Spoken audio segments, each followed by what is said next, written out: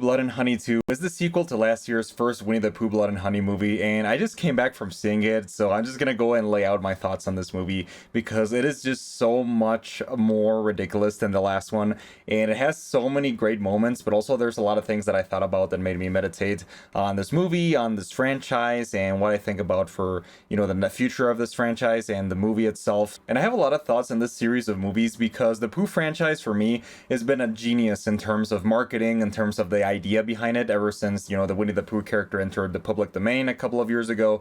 And then Rhys Frake-Waterfield, which is the director and basically mastermind behind the Pooh franchise, I think he hit gold when he started making these movies.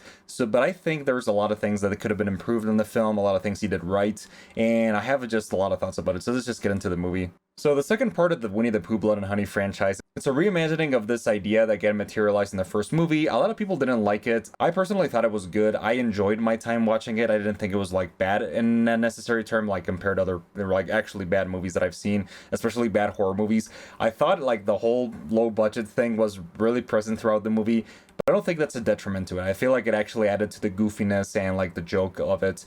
But now with a sequel and a confirmed third part, I think there's a lot more responsibility with this franchise, and it has nothing to do with the handling of the Pooh character himself. That can go fuck itself, to be honest, for all I care. Because like I said before, I think that Rhys Frake-Waterfield and the company basically hit gold in this franchise. And because the whole concept of, using a character that has been known for a lot of decades at this point and basically turning it into like a horror slasher film is just amazing in a lot of ways. And a lot of people have been trying to use the same concept. For example, I think there's like a Mickey Mouse movie that's been going on, not with the actual Mickey Mouse character, but the original Steamboat Willie character, which I thought it would look kind of bad in the trailer. So there's definitely a right way to do this kind of concept and a wrong way to do it.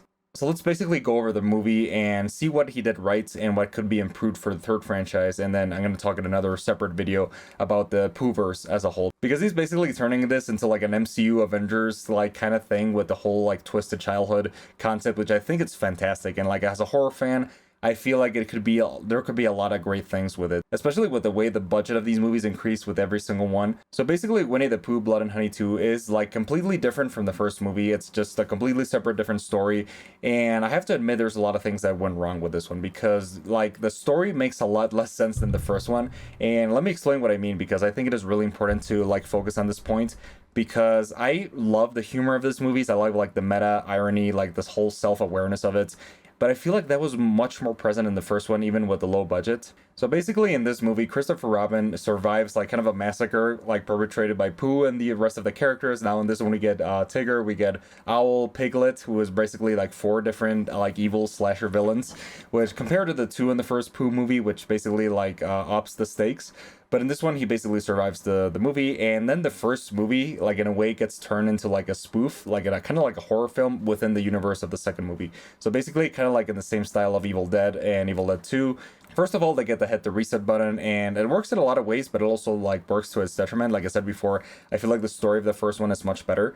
Because in the first one, I feel like the story makes a lot of more sense, because in that one, Christopher Robin basically abandons like Pooh and the rest of the animals to their own fates, because in that one they're abandoned by him. They start cannibalizing each other because they don't have any food, and they become so enraged that they decide to stop speaking and they want to take revenge on Christopher Robin.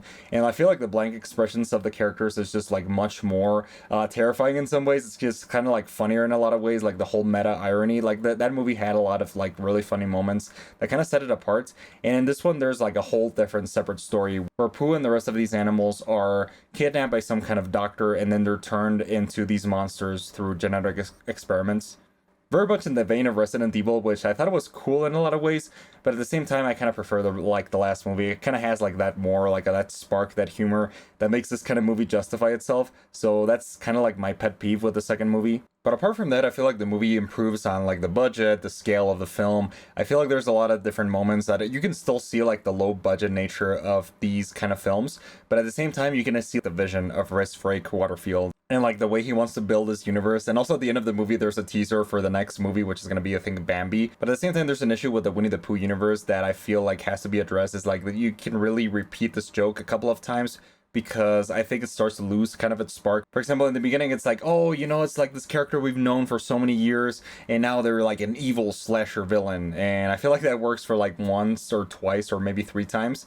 but I feel like in order to justify itself, this franchise has to do a lot more. But I think that can be saved with a legit story. For example, I feel like the characters are much more fleshed out in this one. Christopher Robin is a much more complex character. He has like these trauma that he's trying to find his brother, kind of like in the same way that Five Nights at Freddy's played with those elements. It's kind of like follows that kind of the same story. And then like in that movie, he also faces them also like both literally and metaphorically. And there's like a whole like storyline where you actually like feel for this character. And even if you know these movies are kind of like a joke per se, like I feel like with a proper story that can be like taken seriously, but also at the same time as a joke, kind of like the same way Five Nights at Freddy's did. I feel like there's a lot of ways that it can be improved with the writing. But at the end of the day, it's Winnie the Pooh, Blood and Honey, so I wouldn't take it that seriously. But I feel like in terms of entertainment and like meta irony and like the reason you go to see these movies, I'm like fortunate enough to see both in the theater, so it's kind of like I saw both with a packed theater, so it was kind of like funny to see all these moments. Also the violence at some point, like the whole like scenes where the slasher villains are like in action were like really scary, they kept me to the edge of the seat, so that's not lacking in this movie either, like especially towards the end. I feel like this movie has a lot of scenes where Pooh and Tigger and all the other villains of the film have some really like interesting and like also like really graphic scenes that add to the like spark of the movie. So that's not really my complaints, but I feel like this franchise needs to have better writing, and I feel like for that to happen, the next like the third movie, if they're gonna make a fourth, have to be delayed for a couple years, so all the like the quality's improved, the characters are fleshed out, and yeah. But otherwise I enjoy the movie. I feel like it's on kind of like on the same level as the last one. There's a lot of different things. For example, the budget is much better. There's a lot of different like more complex characters. There's a lot of more complex stories going here and there. But other than that, I feel like if this is like your jam for this kind of movies, like these kind of like joke movies that play on the idea that, oh, we have these characters that we've known for so many years, and now that because they're in the public domain, we can make horror movies out of them. If that's your like kind of stuff, personally, I had a blast, so I don't really have many complaints. So yeah, overall, I'm going to give Winnie the Pooh, Blood and Honey 2 72 out of 100. I like it slightly better than the first one for the reasons of the budget and all that kind of stuff. And I'm kind of expecting like the next few movies to be kind of on the same level. I hope they improved, but I'm pretty sure like at this point they're pretty much finished, so there's not really much we can do in that respect. But yeah, anyways, that's pretty much all my thoughts on Winnie the Pooh, Blood and Honey 2. If you like this video, please subscribe to this channel, where I'm going to be posting a lot of like videos on horror movies, horror video games, my gameplays, and this is going to be a channel fully dedicated to horror. So that's your stuff, like please subscribe. And yeah, I'm going to be talking more about my thoughts of this franchise, because honestly, I have kind of like a special attachment to it. So yeah, anyways, those are pretty much all my thoughts, so see you guys later, and have a great day.